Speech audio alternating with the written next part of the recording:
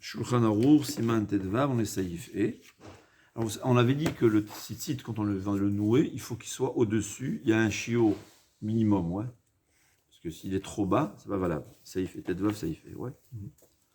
Ça commence à va. Donc, qu'est-ce qui se passe si après que j'ai noué, ça s'est déchiré? Et maintenant, le tzitzit, il est plus bas. Alors là, c'est caché, comme on a dit, ce qui dit Imnikra minekev shatitit talouibo ou lemata. Si le trou dans lequel le tzitzit tient s'est déchiré vers le bas, Im kadam hatala tzitzit lakera. S'il a mis le tzitzit avant que ça s'est déchiré, chez Oto tzitzit hayasham bishat akera kacher. Parce qu'au moment où ça déchiré, c'était le tzitzit, il était là présent, c'est kacher. Mais, ve'im nikra venishtaer mimenu kol shehu tfaro, ve'achakach itil bo tzitzit.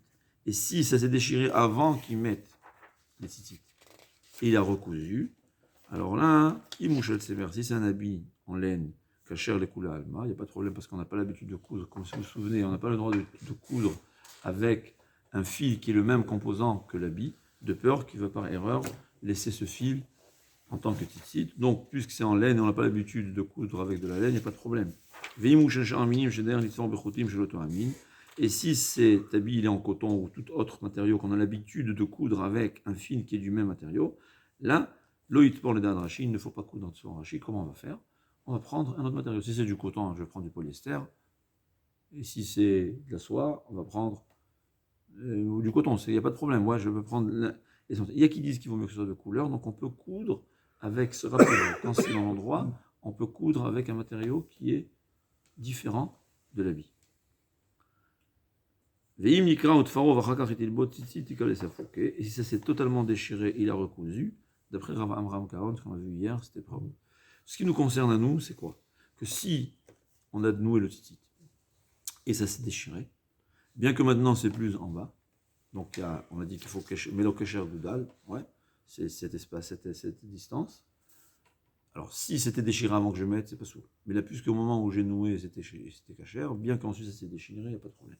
Si je veux coudre, il faut faire attention de coudre avec du fil qui n'est pas le matériau différent de la vie. Si ça s'est totalement déchiré, il faut savoir si c'est une marque est-ce que c'est caché ou pas.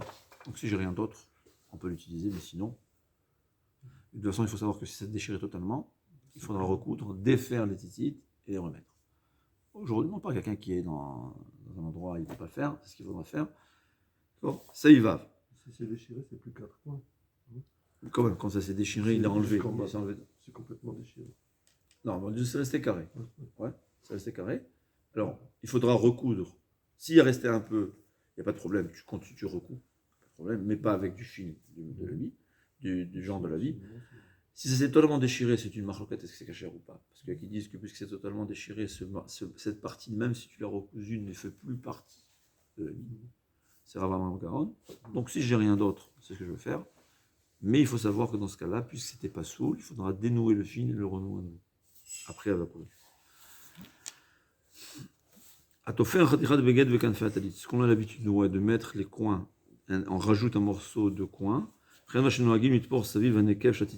même, ce qu'on a l'habitude de coudre autour du trou, regardez dans notre talitot.